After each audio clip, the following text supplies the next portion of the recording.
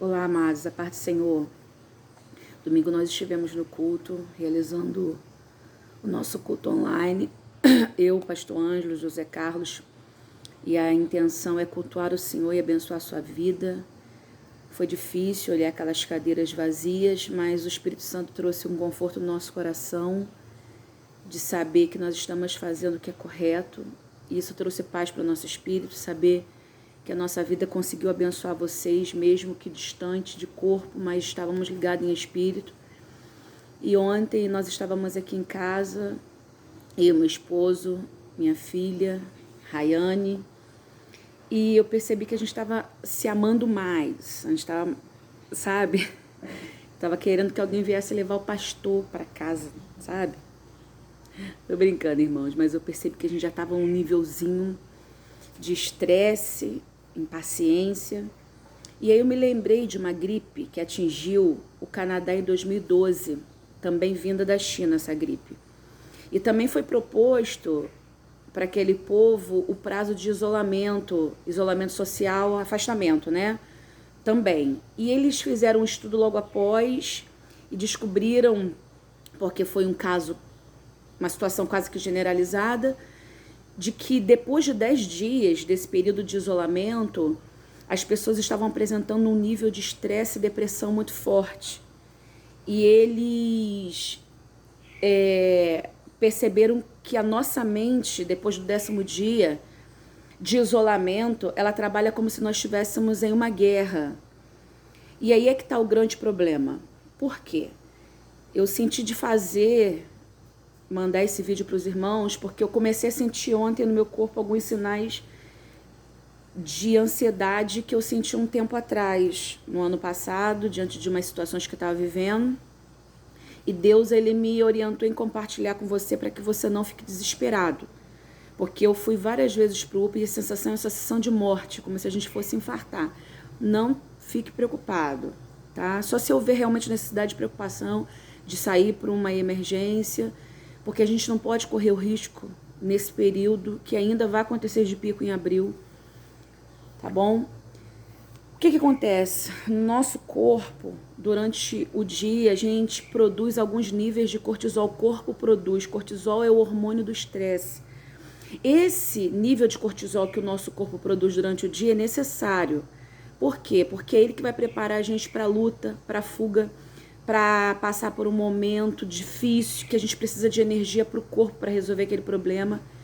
Só que ele libera em níveis naturais, níveis comuns. Mas a descarga desse hormônio, ou seja, recorrente, numa quantidade maior durante o dia, pode desencadear um nível de ansiedade e pânico grande.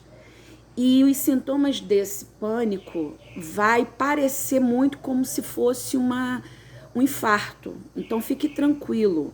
Eu me utilizei de alguns gatilhos para conseguir passar. Respirar é muito importante. Antes de respirar, eu coloquei uma camisa aqui que eu sei que vocês vão romper em fé, vai lembrar. Primeiro a gente precisa fazer isso, ó. Tá vendo? Não pare de orar. A gente precisa orar nesse tempo, tá? Não é um tempo de férias, é um tempo de oração. Primeiro você precisa orar, tá? Respira e para orar. E depois, quando eu falo de respiração, isso é importante, muito importante. Por quê? Porque quando a gente respira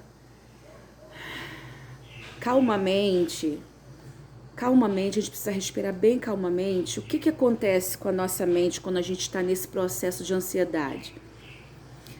A gente hiperventila, ou seja, a respiração fica mais lenta, falta oxigênio no cérebro. Então, quando a gente respira, a gente inspira, a gente produz oxigênio. Quando a gente segura, a gente produz gás carbônico, e gás carbônico é relaxante, entende? A nossa mente, como eu falei, nesse período de isolamento, ela funciona como se ela estivesse em guerra. Então, ela está preparada para resolver um problema, ela está preparada porque, de repente, você está tendo uma crise de ansiedade e você pode infartar. Então, a gente pode, nesse momento, também enganar a nossa mente contando. Porque ou ela vai ficar querendo arrumar um esquema para solucionar aquele problema, ou ela vai contar. Isso também é importante. Por que eu tô falando isso, gente? Talvez possa parecer uma grande bobagem para algumas pessoas. Foi o que eu vivi.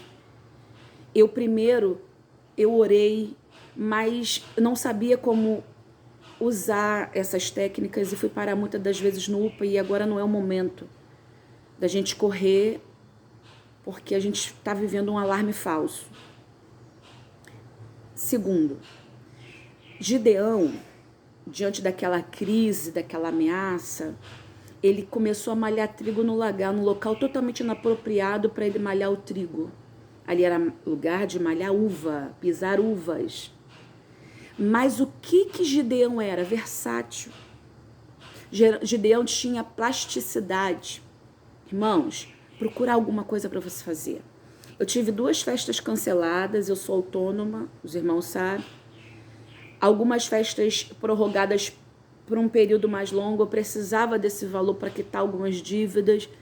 E o que eu estou fazendo? Eu estou tirando meu momento para oração, estou tirando meu momento para colocar algumas matérias da faculdade em dia.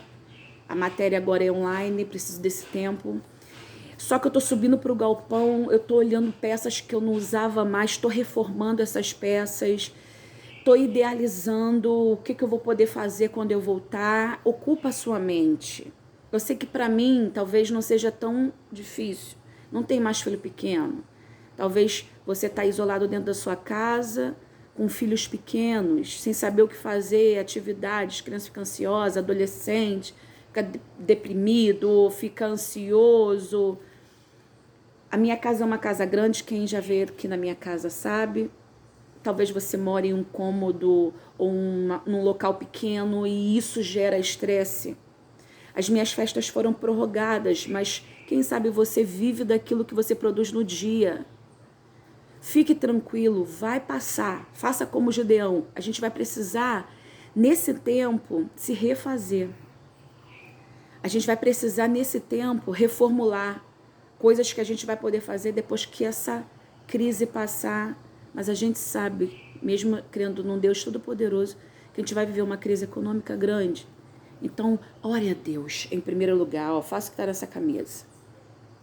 Crie estratégias para você passar por essa crise e quando chegar do outro lado, como Miriam, nós cantarmos o hino da vitória. Mas cuidado, fique tranquilo, vai passar, tá?